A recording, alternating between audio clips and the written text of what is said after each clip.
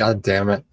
What's going on, everybody? Welcome into GDT Live, presented by the Game Day Terps podcast. My name's Dayton Camo. Alongside me, Colton Davies, as always. It's going to be a good one today. Jesse Granger from The Athletic is joining us to talk everything Vegas Golden Knights. He's also a big goalie guy, so if you guys have any goaltending questions, throw them down in the chat. We'll get to that as well. Colton, there is a couple things I wanted to touch on before we started here. But first, how's your day going, man? Nice Thursday. It's nice here. I don't know how it is in Kamloops. It's like 25 degrees. It's nice. Sun's out. I'm at my sister's place, so I'm just here watching my niece and nephew. But so that's why the background looks different all of a sudden. Yeah, it's a good thing you're not wearing a white shirt, or else Willie would say you're invisible again. Yeah, just blending in with the background. Oh, Willie. What the hell do you want to talk about first? Well, let's go down. There's a list of things going on Twitter today. First thing I saw was the North Dakota Fighting Hawks, formerly the Fighting Sioux. The rebrand. Got some new jerseys up there. I'll see if I can find the picture and maybe bring it up here. Brad Schlossman, friend of the show, retweeted that earlier. So I'll pop that up real quick.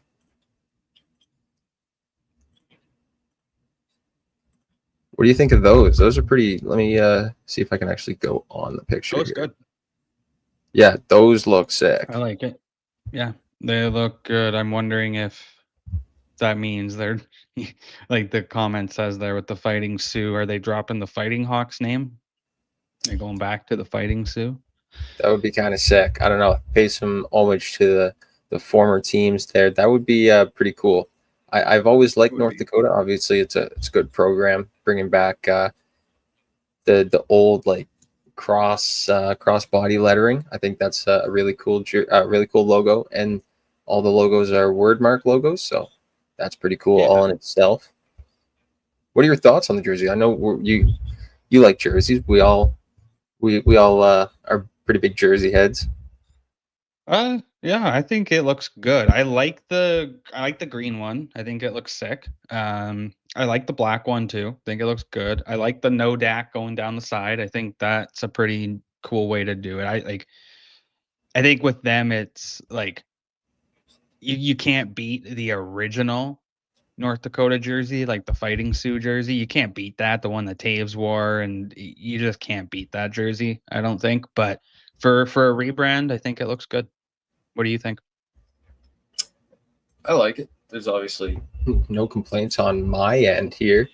The next thing I saw, kind of different. I'll bring this one up. It's a tweet from Kevin Weeks.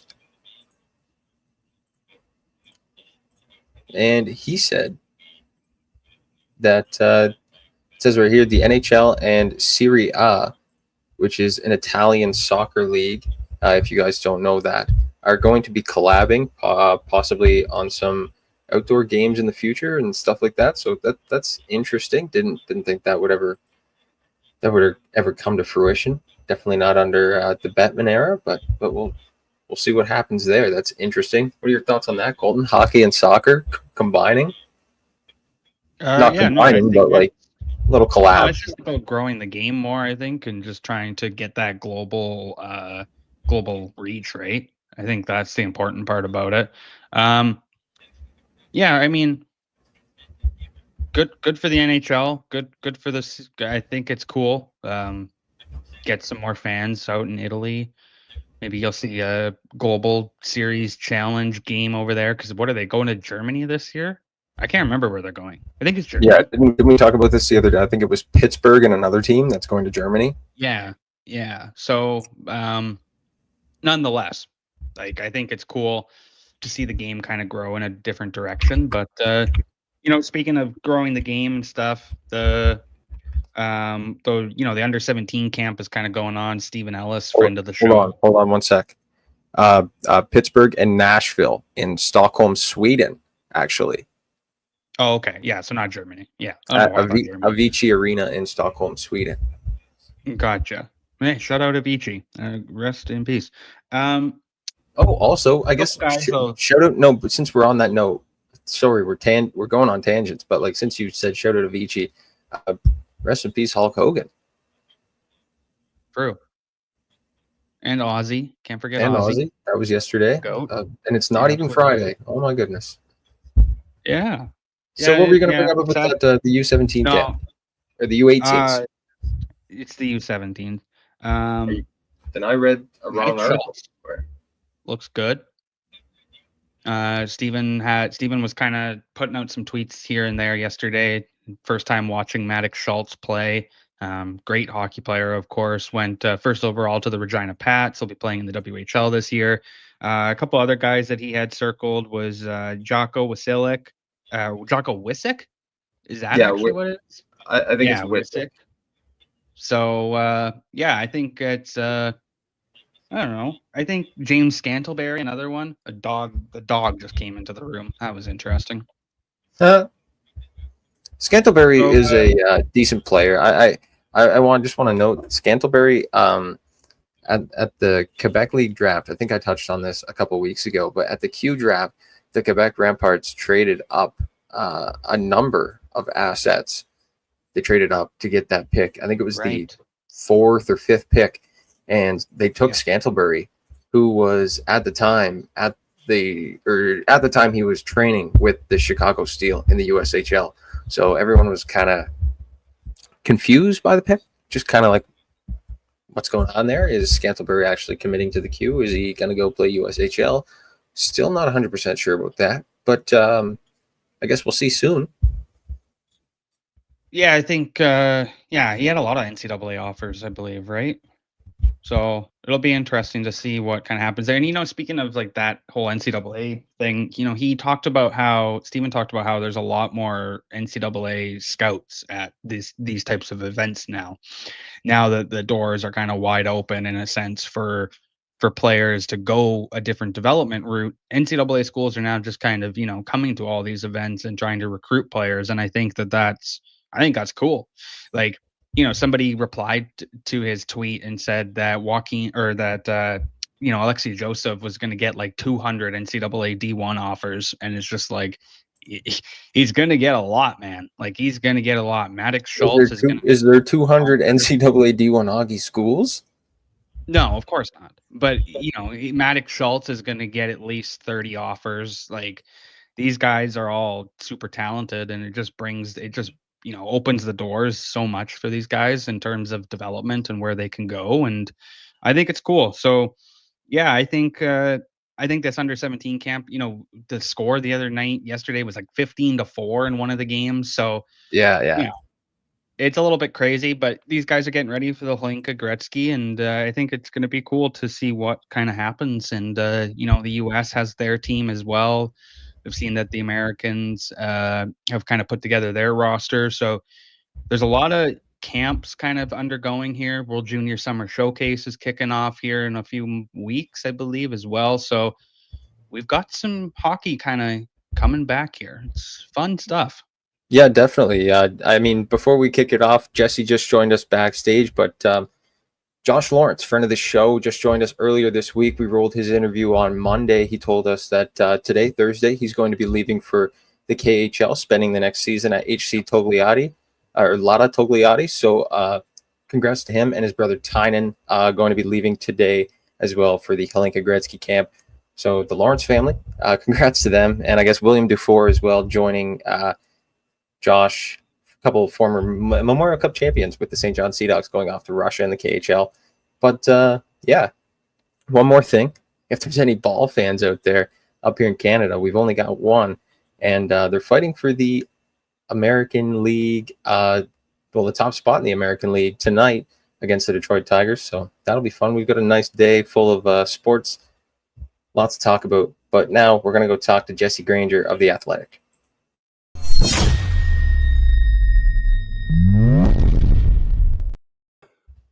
Jesse, how's it going today, man? I'm doing good. How are you guys? Oh, not too bad. Not too bad. Hey, Jesse. So you're a big fan of goalies, and I've learned that throughout the years. And so who was your goalie growing up? Who did you idolize? That's a great question. So I grew up in Colorado Springs, not too far from Denver, and I was growing up during the Colorado Avalanche glory years. I was 4 when they won their first Stanley Cup, and I was 10 when they won their next Stanley Cup. So obviously Patrick Waugh is a pretty obvious one. I can remember watching the Avalanche when I first started watching hockey, and Patrick Waugh looked the coolest with all of his gear on. That's why I wanted to play goalie. But he's actually not my favorite goalie though. Dominik Hasek was my favorite goalie growing up.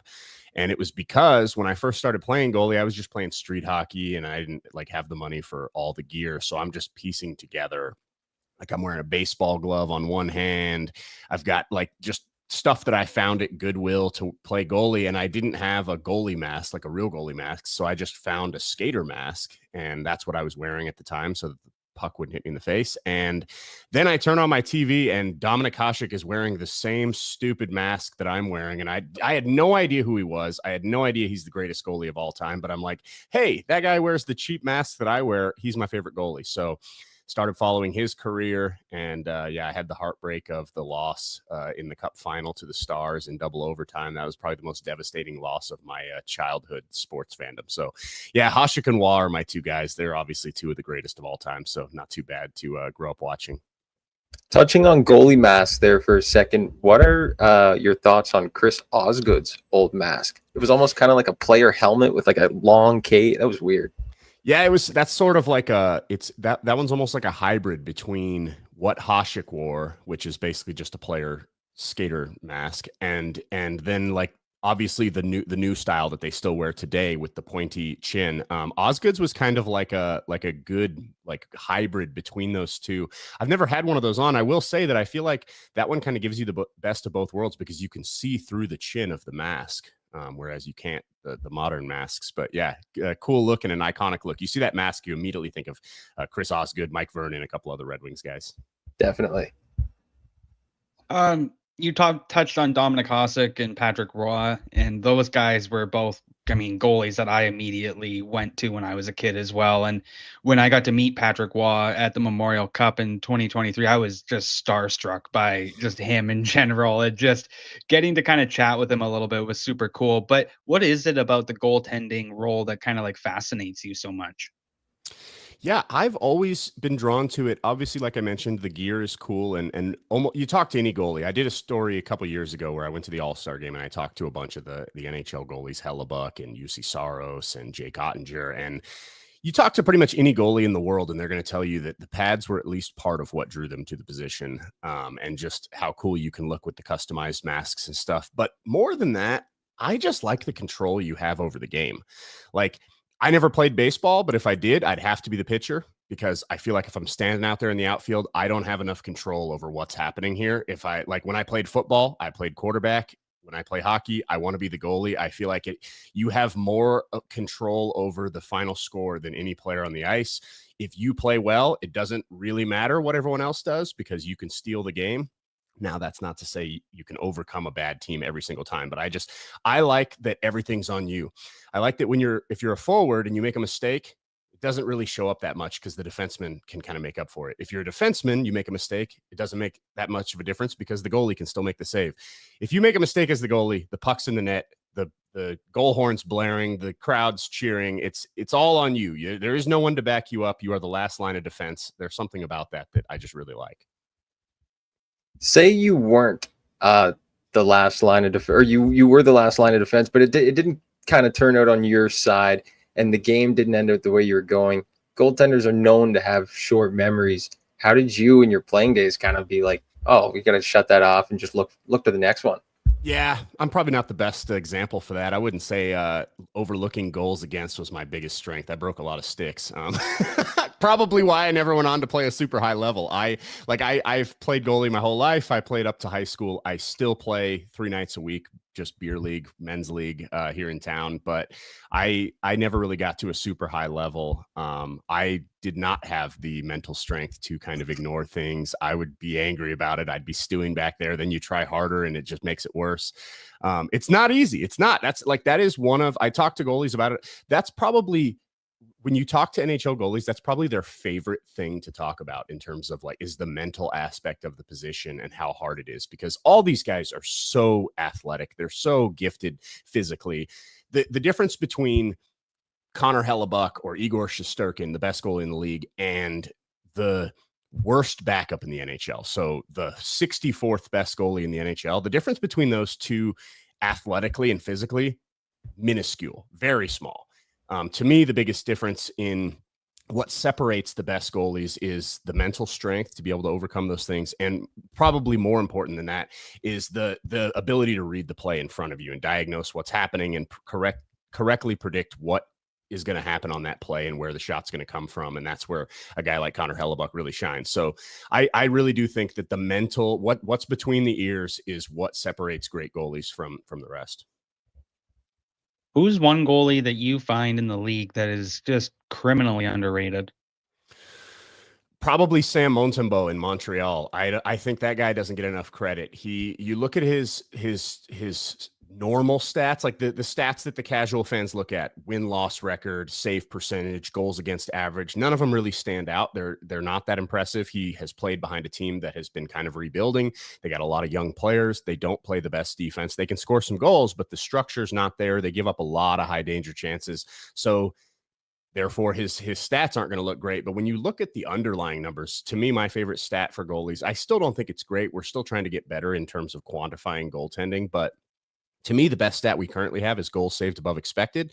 And that takes into account the difficulty of the shots, the shot locations, all these things. And Montembeault is regularly, consistently near the top of the league in those stats. I think he's a really, really good goalie who doesn't get a lot of credit because the team hasn't been good. Now, they made the playoffs. We saw those young players take a big step in the playoffs. I have high hopes for Montreal coming into this season. And if that whole team can kind of take a step forward, I think we will start to see more people recognizing how good Montembeault is. He tracks the puck so well. Watch the way that guy, when there are deflections in front or there's screens and it's hard to follow the puck all the way through. There's no goal in the league that maintains eye contact with the puck better than Montembeault. It's really impressive to watch. Montembeault was on the Four Nations team, obviously as the third goaltender. But do you think he could squeak his way onto this Olympic team next year? I definitely think he could. I will say there was a lot of disrespectful people saying that, like, oh, he's only on there because he's Canadian and he's from Quebec and they needed, like, he's like the token Canadian on the team. Or the token Quebecer on the team. I completely disagree with that. He absolutely deserved to be on that team. Now, it's going to be tough to be on the Olympic team because Canadian goaltending, it's funny how quickly things change. Back when that tournament was about to happen and they were picking the teams, all the talk, including me, I was writing about it too. The Canadian goalies just aren't as good as the Americans. If you compare them to the Russian goalies, it looks even worse. But now here we are, only 6 months later, and I think the overall state of Canadian goaltending in the NHL is a lot better than it was back then. Like Mackenzie Blackwood, I was talking about Mackenzie Blackwood the way I was talking about Sam Montembeault a couple years ago. I was like, this guy is so good. He's such a beast in there. He's physically just unbelievable how big and strong that guy is, but he's playing behind a bad Sharks team. Put him behind a good team and he'll look good. Suddenly he gets traded to Colorado and now he gets a huge deal and he's a franchise goalie. So I think between Mackenzie Blackwood's ascension and Logan Thompson having a spectacular season in Washington, probably would have been a Vezina finalist if not for the injury down the stretch. So I think with those two entering the conversation along with Jordan Binnington, it's going to be hard to keep Binnington off the roster. I mean, the guy won the gold medal at Four Nations. So I think Binnington's probably a lock. And with those two coming in, I do think the competition is steeper this time around. So it's going to be tight. I don't know if Montembeault makes it or not, but I think he definitely belongs in the conversation. We do have a question coming in from the chat. Randy Workman says, Jesse, what are your thoughts of Dustin Wolf? One of my favorite young goalies in the league. You're going to find out that I like all goalies, so it's going to be hard to find a goalie I don't like, but I do love Dustin Wolf, his skating in particular. I follow a couple like guys on Instagram that coach goaltending skating specifically, and these guys, I don't watch the prospects nearly enough to know about guys when they're coming into the league. I kind of just lean on the experts that, like, at The Athletic, we've got Scott Wheeler, Corey Pronman. I lean on those guys a lot. But when I would watch these skating videos, he would break down how Dustin Wolf is like the best skating goalie in the world, possibly. And that was before he even got in the NHL. He gets on the NHL ice and you immediately see it. He's so fast. He does everything fast. He skates fast. He moves fast. His hands are quick. He has great reactions. I am very curious if he's going to be the start of a trend, because goalies have always, like recently, we've always trended towards the big guys. We want someone who's 6'6", takes up a lot of the net. Dustin Wolf was 7th-round pick or a 6th-round pick. I can't remember. He's a very late pick because he's not very big. He's about 6 foot, maybe a little under that. And in today's NHL, that's considered very small, but he makes up for it with his speed. He has great reactions. And I think that the way the NHL is going in terms of being a faster, more skilled league with a lot more high danger chances, I think maybe a quick goalie like Dustin Wolf, he's kind of in the same mold as UC Saros in Nashville. I think that style of goaltending works really well with a quick, fast, skilled league. So my thoughts on Dustin Wolf are sky high. I think his potential is he can be a Vezina contender for basically his entire career starting this year. Now, Calgary's got to be better. It's going to be hard for him to be in that conversation if Calgary's not any good. But if Calgary gets better, I think Dustin Wolf is absolutely a top 10 goalie for sure, possibly top 5 in his future. I really love what I've seen from him in terms of the physical attributes and the fact that he reads the game well enough.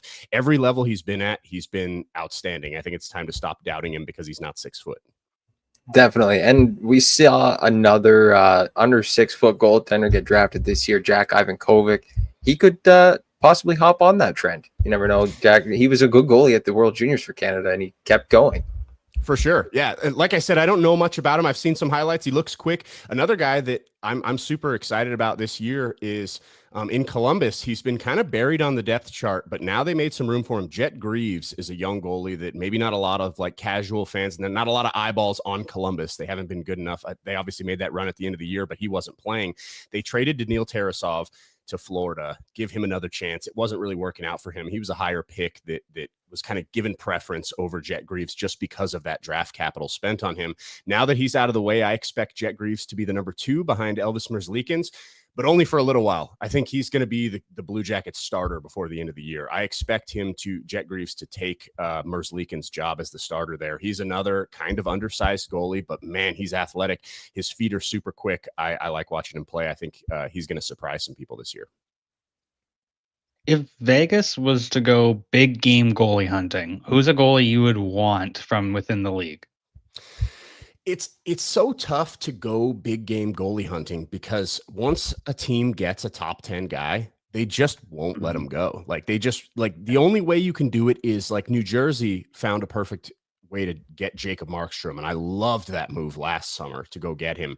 And the only reason they were able to get him is because he's older. He's kind of aging out. You see that the end is near. Like he's still playing really good hockey, but the end is within sight. You can see it on the horizon. And then you add in the fact that they've got Dustin Wolf, who is clearly ready to take that next step. So you have to find a perfect situation to be able to trade for a goalie like that.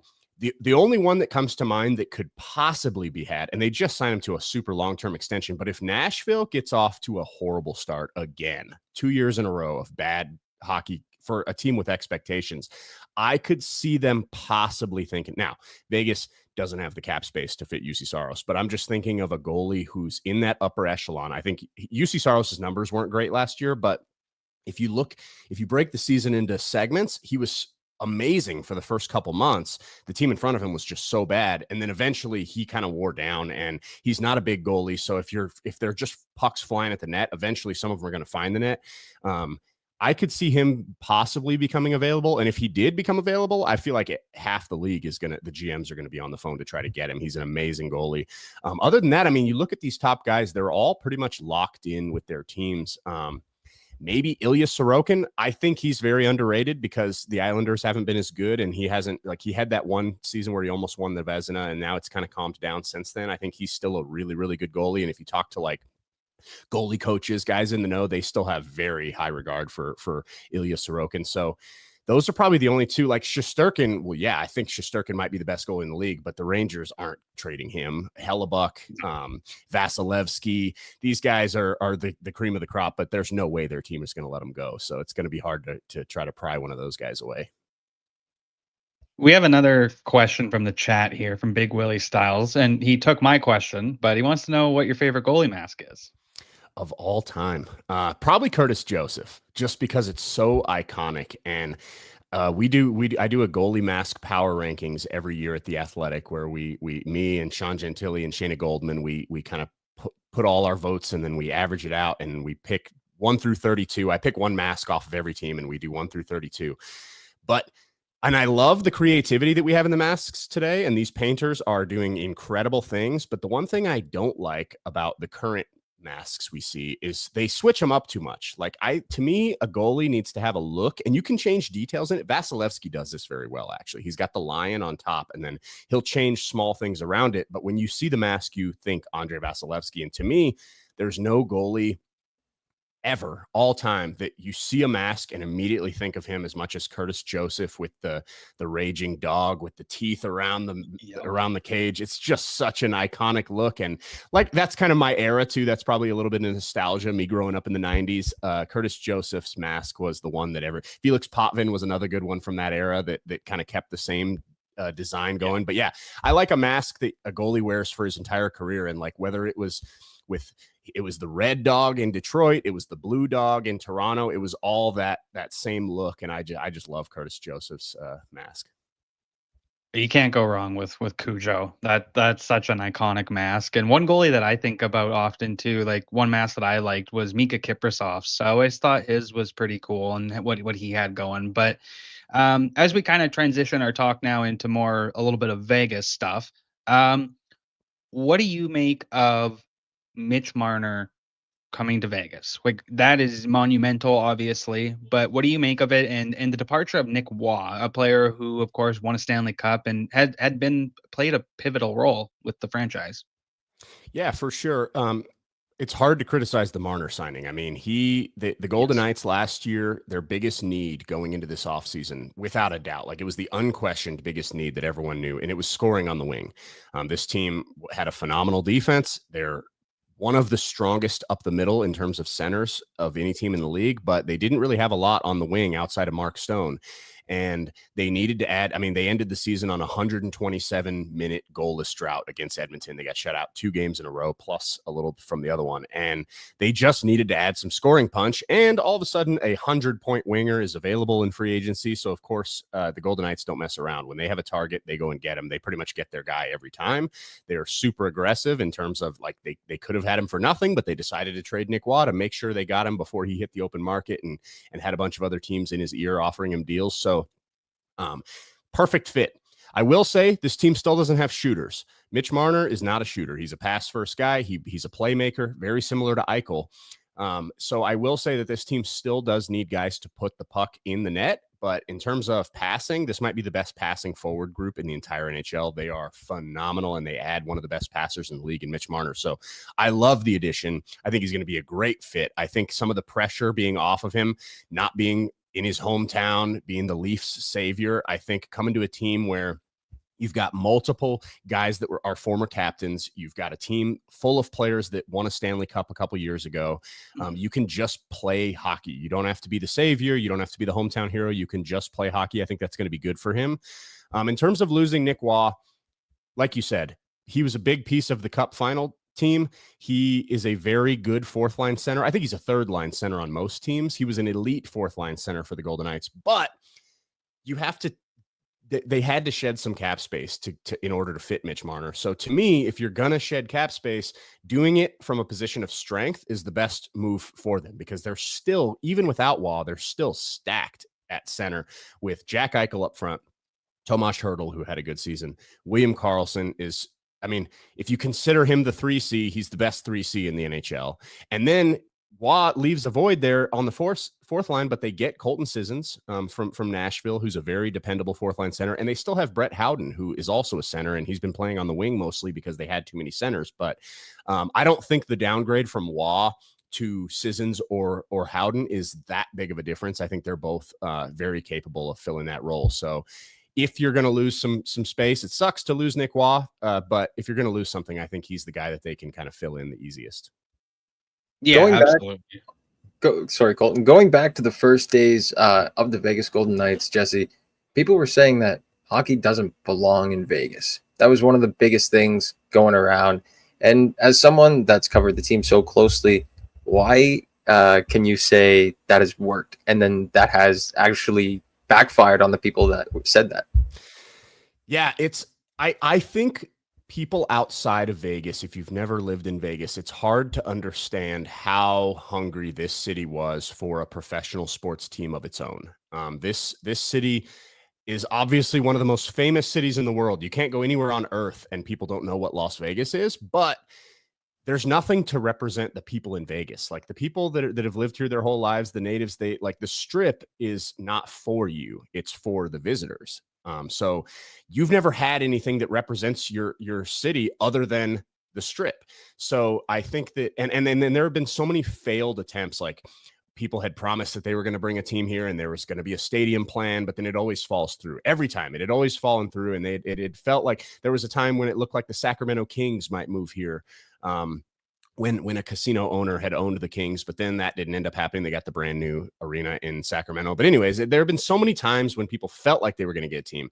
Now, hockey would not have been this city's first choice. It would not. It would have been basketball. And if not basketball, it would have been football. And if not football, it probably would have been baseball. Hockey would have been the last choice of the four major. But because it was the first team to ever come here, people were going to latch onto that team in a way that, like, the Raiders don't have the same local support as the Golden Knights. Even though the NFL is way bigger, the Raiders are obviously a way bigger brand, but they don't have the same attachment to the local fans here in Vegas that the Golden Knights do, because they weren't the first team, because the Raiders already had a history. They weren't Vegas's team the way the Golden Knights were. So, in terms of the marketing and the timing, it was just brilliant for the Golden Knights. And then what's happened is this city that probably wouldn't have picked hockey as its first, they've fallen in love with the sport. They obviously love the Golden Knights, but the city has fallen in love with the sport of hockey. It's been fun for me to watch the hockey market grow here, in terms of there used to be one rink, two older rinks with a sheet of ice, and now we've got 4 rinks with, I think, 7 sheets of ice, and they are full all day and all night. I can tell you, because I play beer league games that start at about 11:40 p.m. at night, because we have to wait for all the youth hockey to finish. So, and they're already thinking about building another rink because the current rinks are so overpacked right now. They're already overbooked. The ice is as full as it can get. So, it's been really fun to watch the youth hockey grow, the adult hockey grow. There used to not be many people that played hockey in Vegas. I was one of the few, and now everywhere you go, everybody's playing hockey. It's really cool what the Golden Knights coming to this city has done for the sport of hockey. It's really awesome. How much are they paying those refs to go ref an 11:40 p.m. beer league game? That's what I want to know. Yeah, it's not a high paying job. The reward is you get yelled at by people for an hour straight. So The way she goes, I guess. Yeah. Hey Jesse, since we're talking about this, the cup run and everything that happened with that, Bill Foley's famous statement that happened, years ago, which was, playoffs in 3, cup in 6, came to fruition. How much do you think an owner like him plays a role in the success of a team? And obviously, like, it's a kind of a silly question because it's evident how much of a role he plays, but a statement like that to then, put the work in and go and do it, that speaks for itself, right? Yeah, he's super aggressive, and I think it helps this team a ton. I just actually had a good chat with Bill a few weeks ago, and I wrote a story on The Athletic about how they've kind of become this home run, this big swing team that is super aggressive and always goes for it, and that starts at the top with Bill Foley. And I will say that the way the Golden Knights operate in terms of trading for everyone at the deadline, trying to sign these big free agents, that only works because of the underlying things. Like, if Winnipeg were to try that, or Columbus were to try that, a market that isn't confident the player is going to re-sign, I think it'd be much, much harder for them to do that.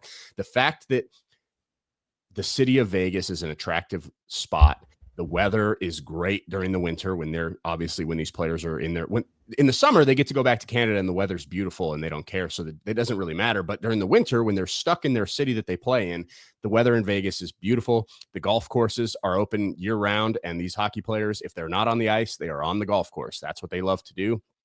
There's a bunch of private clubs out here that they're all part of, and they get to play the nicest courses every day they're off. And I think that they recognize that they have a destination city that players will and the no state tax helps too. They get to keep a little more of their contract. I think that Bill Foley and management recognize that and said, let's use this to our advantage. Let's trade for a Noah Hannafin is a good example. Noah Hannafin at the deadline 2 years ago, a lot of teams wanted him, but it's hard to give up premium draft picks and overpay, because that's what the Golden Knights do when they're trying to get these players. There's the market value, and then they come in and they just go over the top of that. They offer more. But if you're not confident that player is going to re-sign a long-term deal with you, it's a lot harder to offer that big trade package, because what if you lose him for nothing? So because they know that the moment they get them to Vegas and they show them the brand new facilities and they see the city, they did the same thing with Mark Stone from Ottawa. When Mark Stone wanted out of Ottawa, they just traded for him, and then he signs the huge deal a couple days later. So it starts with Foley. It starts with him willing to go as high up the cap. And like, I'm sure NHL fans are rolling their eyes in terms of the salary cap, because the Golden Knights have ways of going around it and finding loopholes. They're great at that, but it doesn't work unless you've got an owner who's willing to do that. You can't just put a guy on LTIR. The owner's still paying that guy and then go over the cap. That's another $10 million that this owner's got to fork out. And some owners are less willing to do it. Bill Foley does not care. Whatever puts the best hockey team on the ice, I will pay the dollar amount. It doesn't matter to him. So he's not the only owner in the NHL that thinks that way, but I think having an owner like that really helps this team be as aggressive as they've been, and be as they attack the salary cap. They try to find ways to use every dollar they can, and it starts at the top. You yourself had a front row seat to that 2023 Stanley Cup. What was it like? It was cool. I mean, the team was on a heater. I like that team. It's funny because when you look back, it's like, obviously that's the best team in franchise history because they won the cup. But I didn't think that team was that much better than most of the teams they've had. Like, they've had good teams every year. It just, everything fell their way that year. They were so healthy in the playoffs. Like, it was unbelievable how healthy they were. No one got dinged up. They only had one real injury, and that was to Laurent Brossoit, the goalie, who the backup came in and was even better, Aiden Hill, and he ends up being on the Conn Smythe ballot. So that was literally the only person that got hurt the entire run. Everyone stayed healthy while their opponents kept getting hurt. Like Josh Morrissey went out for Winnipeg in the first round. By the time they got to the final, the Panthers were so banged up that year with Tkachuk and a bunch of other guys hurt. So I think that helped. And then I think that they just played, like, every team goes on a hot streak. Like, you see a crazy win streak during the regular season. The Golden Knights just happened to have that streak in the Stanley Cup playoffs. Like, they were just steamrolling teams. There was really no series in that entire run that was ever in question. Like, Edmonton went 6 games. That was the longest. That they were just dominating teams. And then it ended in the most appropriate way possible, because it was such a dominant run where everything had gone their way. They come home from Florida up 3-1. And they blew the doors off the Panthers in that game. I think 9-3 was the final. They just kept scoring and scoring and scoring. And that was just the most appropriate way to end it, because that's what the whole run felt like. Was this team is the best team in the league, and they happen to be playing their best hockey at the right time, and they're perfectly healthy. It was just a perfect combination for a dominant cup run. Who, depth was really important for that team, of course, too. Who stood out to you? I mean, they got contributions from a bunch of people. The guy that stands out to me the most would probably be Brett Howden. He had a great playoffs, and they were playing him up there with Mark Stone, playing him in more minutes and with more highly offensive players than he's used to. He's usually like a bottom 6 guy who kills penalties and isn't relied on as a scorer, but they were using him higher up the lineup, and he was putting the puck in the net. Michael Amadio is another depth guy. He scored a double overtime winner in Winnipeg that I'll never forget. That was incredible. And if you've ever spoken to Michael Amadio or watched an interview, he is like the most like level, like he very monotone. He does not go up or down. And I was like, all right, he scores a double overtime winner in the playoffs. If we're going to see some emotion out of Michael Amadio, this is the time. And we go in the room. Nope.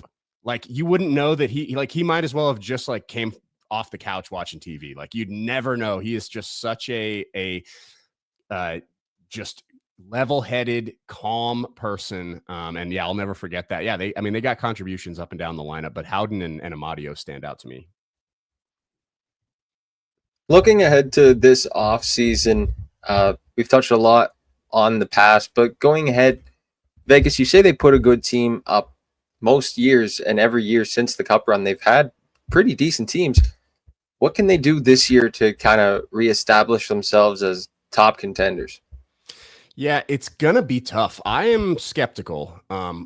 We obviously talked about the Marner edition, and I think that this forward group is probably the best in the league. Like, I guess Dallas is really good, Edmonton, just because they've got the top two guys, but to me, Florida, but to me, their forward group is right up there with the best in the NHL. The question is, how good is the defense going to be? Because the loss of Alex Pietrangelo is massive. And I've been screaming it from the rooftop since it happened. I do it on the Athletic Hockey Show. I'm like, I feel like people around the league are not giving this enough credit for how big of a loss this is, because Alex Pietrangelo, yes, he's getting older. He's 35 and he was banged up all of last year, so he didn't play his best. So I think the thought on him is like people are kind of down on how much of an impact he was having, but he's just such a workhorse. He plays 25, 27 minutes a night, all of them against the opposing team's top players, and he makes it look easy. Now, the Golden Knights have talented defensemen. Shea Theodore is awesome. Noah Hannafin is great. But they've never handled that role, the role that Pietrangelo has played this entire time for the Golden Knights. Neither of those guys have ever played the most minutes against the hardest competition, defensive zone starts. You're not going to get all the offensive, like all the fun shifts. You're going to get the tough shifts against the best players on the other team, starting in your own end. And you're going to have to play. You're going to have to do it every night, 82 games all season. They have the talent to do it, but they've never done it before. And then below them, the other thing is like Theodore and Hannafin have never played together. I don't expect them to play together. So that means that not only is one of them going to have to play the top pair minutes, but you're also going to have the other guy who's never done it. Braden McNabb, getting up there in age. He had an excellent season. He's a super underrated piece to this team, but he has never played that. And asking a guy who's in his mid-30s to do something he's never done in his life, that big of an ask seems like a stretch to me. The other option is like Zach Whitecloud, who's a good player. He's always played bottom pair minutes. He's never played over 20 minutes a night. So I'm very skeptical about this defense. And as good as the forwards are, the Golden Knights have always been a defense first team for 8 years. They've always been a team that relies on their defense, and they get scoring in bunches, but it's not the consistent thing that they count on to win every night. That's always been the defense. So this year they might have to outscore teams a little more than they're used to. And they might be able to do it. I mean, they've got a bunch of firepower. So they might just be the highest scoring team in the league and the defense doesn't matter. But I am very concerned and curious to see if these guys can step up. These defensemen can step up into bigger roles. Yeah, talking about that offensive firepower, do you think Marner and Eichel might be able to spark a little connection here? Yeah, it's going to be interesting to see if they play them together or not.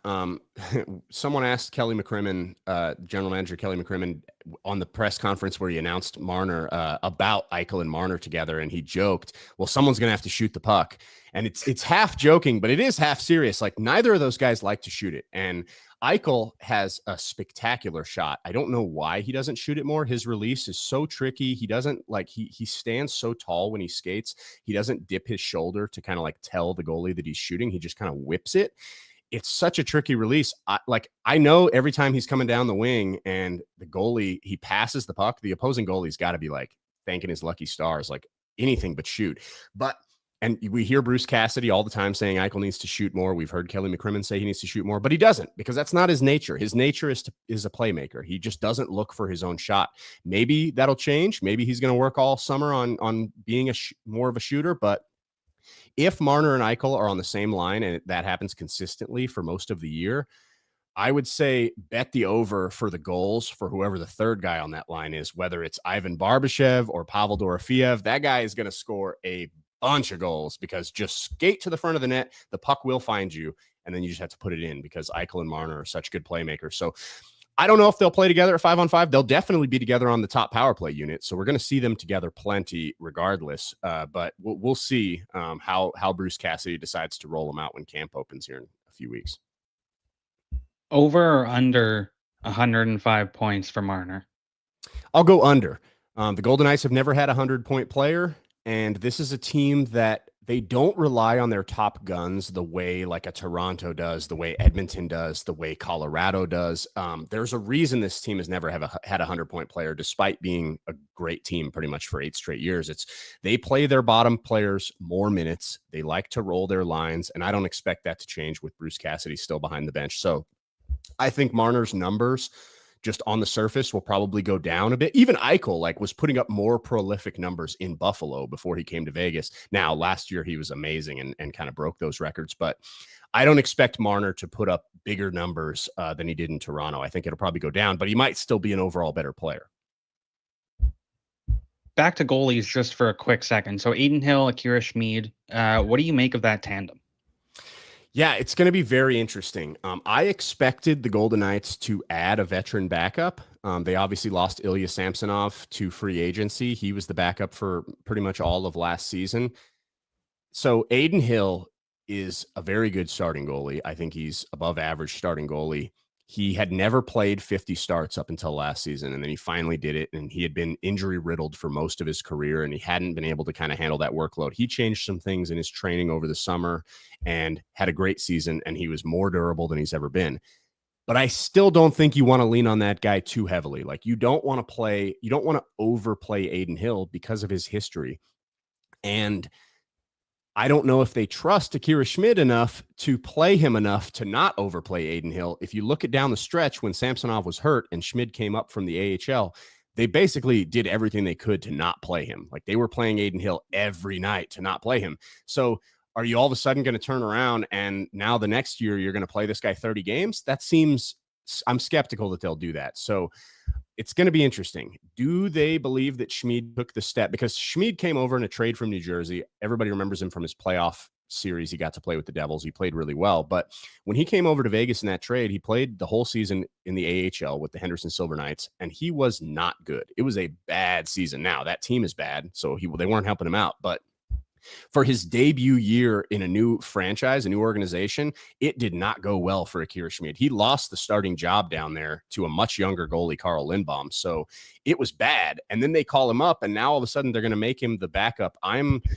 I think there's a chance Vegas ends up adding a veteran backup, whether that's like late in the offseason, there's still some guys floating around out there, or maybe even early in the season. If they give Schmid the chance and he doesn't perform, I could see them going out and trying to add a cheap veteran backup to just let Aiden Hill have a few more nights off, because you don't want to play him the way you do like the top workhorses that I was mentioning earlier, Hellebuck and Shesterkin and Vasilevsky. Aiden Hill's not built for that. So I'm optimistic about this tandem, but I still think there's a chance they end up with a different one by midseason. One last one here for me, Jesse, and it's about one of my favorite prospects in Vegas. He got drafted in Nashville. I believe it was the 2023 draft. Matthew Cataford. He played in Halifax a little bit in the QMJHL. Just played with Rimouski at the Memorial Cup, and he spent a little bit of time at the past two camps with Henderson. I want to know if you know anything about him. Yeah, I mean, he's a high upside guy who can obviously score. I don't think he's even close to being ready to joining the Golden Knights. Like this team they slow play their prospects more than anyone. And then, I mean, for the most part, the elite prospects have all gotten traded away at deadline deals, but he's shown as much. The Q, like I said, I don't watch a ton of prospects. The Q, I'm always like, I don't know if the scoring is real, because everyone scores in the Q. Like they score so many goals that like every player that makes it to the NHL from that league was an elite scorer in that league when they played there. So I don't know how it translates. We'll see. He's going to get a good chance to play with the Henderson Silver Knights and try to prove that he can do this at the pro level. I don't think he's close to being like, I don't think he'll be one of their first options to call up, is I guess the best way to put it. There are obviously going to be injuries. They're going to need guys from down in the AHL. I don't expect him to be one of those options. I expect them to let him kind of continue his development path down there, and we'll see what he can do. This team needs some young players that can score. Like Pavel Dorofeev coming in last year and leading the team in goals was huge for this team, because they haven't drafted a ton of guys that have ended up being difference makers at the NHL level. So if he can continue that scoring into his pro career, it'll be huge for this team, but we'll see. Yeah, definitely. I think I've always kind of had him listed as like maybe a top-ranked AHLer. If he ever does crack an NHL roster, it would be probably as a third liner, fourth liner, but definitely a great prospect for Vegas in the system, and great for Henderson. Yeah, for sure. And that team needs scoring. I mean, they were one of the worst teams in the AHL last year. It was pretty ugly for that team. So, yeah, they definitely need to inject some offense into that team. Hey, Jesse, one last one from me here. We've kept you for a little longer than I texted you about, so we appreciate that. That's all right. In an article I had read, your favorite jersey was the reverse retro jersey for Vegas, and your non-favorite one was the Winter Classic one. Can you kind of walk us through that and why you like that one the most and why you dislike that? Yeah, it's the slow part of the off season when the Athletic is releasing our favorite jerseys and our least favorite jerseys. We were just trying to think of something fun to fill the time with, and they asked us, and I love the black reverse retro. That's the one you're talking about that I named my favorite for multiple reasons. I just think the black jersey looks the best. I love the Vegas kind of diagonal, like sort of like the Rangers. I love that look on a jersey, and then the fact that it was glow in the dark. And I remember when they said these jerseys are glow in the dark. I'm like, okay, are we ever even going to see that? Like, what's the point of making a jersey glow in the dark? That there are always lights on the ice. Like, we're never even going to notice. But then the way the Golden Knights did it with the black lights during the player intros, when they came onto the ice at the beginning, they put black lights in the tunnel where they walk through. They have black lights shining on them as they came out of the night mask that they skate out of. And it just looked so cool. And Logan Thompson had his painter, Dave Freed, use some glow in the dark paint on his mask for that mask that he wore. It was just so cool. It's just such a Vegas is always trying to do something new, trying to be creative, trying to be on the verge of whatever the new thing is coming out. The Golden Knights are always trying to be there. And I can't think of a more creative jersey than the one that glowed in the dark. And it was just really cool looking. And then, like I said, I thought it looked great on the ice. Just being the regular black jersey. So that was my favorite one. The Winter Classic, I was up there in Seattle for the Winter Classic 2 years ago, and to me, it was just kind of a dud. I don't think it's a terrible looking jersey, but they don't have a real terrible looking jersey. They're all pretty good. So that was my least favorite of the bunch. I don't really understand what they were doing with the V. It kind of looks like you're getting flipped the bird by the V, the top of the V. That's what a lot of people on Twitter were saying, at least. And I didn't really like the cream color. Like, I don't know. It's hard to do the Winter Classic jersey is always an old throwback looking jersey. And it's hard to do that for a team that's only existed since 2017. So they tried to make it look kind of like old Westerny. I would have preferred if they had tried to pay homage to an old like Vegas team, whether it's the Vegas Wranglers from the ECHL or the Las Vegas Thunder from the IHL. I would have liked if they had tried to go on that route and tried to like go some throwback that only people in Vegas would understand. That would have been cool. So that's why that one ended up at the bottom of my list. Hey, I mean, I don't disagree with those options either, though. That reverse retro jersey is so cool. And then, like you said, like Vegas always does something that is just like so unique, like whether it be the gold helmets or whether it just be their whole intro and their whole just how they do everything on the ice. It's so like it's just so Vegas, right? Yep. We got one more from the chat here, and then we'll let you go. Favorite jersey other than Vegas? Ooh, so I'm a classic guy. Like, I like the original 6 teams, to me, have the best jerseys just because they're so classic. And it's funny. I mentioned at the beginning of my spot here that I grew up in Colorado, grew up a diehard Avalanche fan. It hurts. 8-year-old Jesse would hate me for saying this, but I love the Red Wings jerseys. The Detroit, the spoked wheel. I mean, I just love the Detroit Red Wings logo. I love the color scheme. I love the jerseys, the simplicity of it. I think they look so good. So as much as it hurts the younger me, who absolutely despised the Red Wings with all of his heart, I'll say the Red Wings have the best jersey in the league. Hey, it's an iconic jersey and an iconic logo. I don't blame you for that. Hey, Jesse, thank you so much for giving up a half an hour or literally 40 minutes of your time. We really appreciate it. Great work over at The Athletic, and keep going on. Awesome. Thanks for having me, guys. Thanks, Jesse. Take care.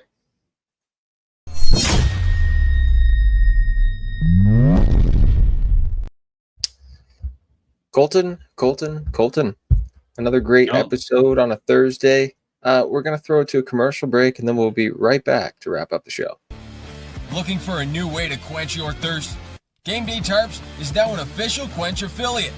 Head on over to quench.ca/Game Day Tarps podcast and use our code GameDayTarpsPodcast, all caps, all one word, for 15% off your total order. Stay cool this summer with the #1 sports drink on the market. Stay quenched. Is the off season bumming you out? Yeah.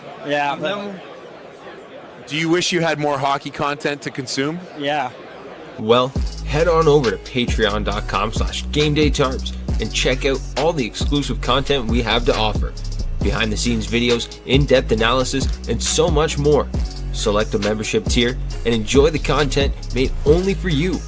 Only at patreon.com/GameDayTarps.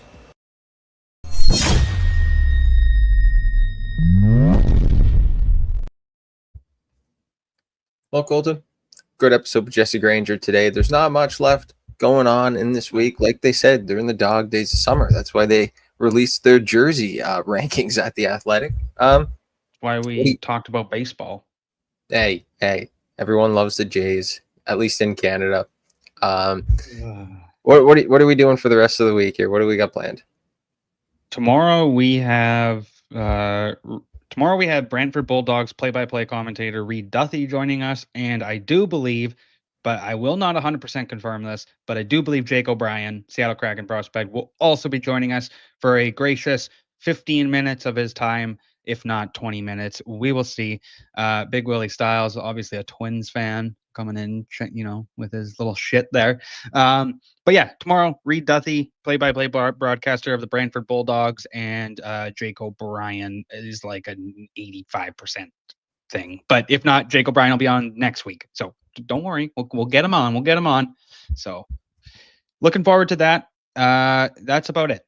That is about it. We got a fun schedule next week, though, but I will not ruin anything. All right. I guess over here at Game Day Tarps, on the other side of things, we're cooking something up big on the back end. Game Day Tarps is going to get a new look here. We'll show you something tomorrow. I'll give you a sneak peek in tomorrow's episode, but Monday, rebrand. Game Day Tarps coming, and we'll see you back here tomorrow, 11 a.m. Pacific, 2 p.m. Eastern on GDT Live.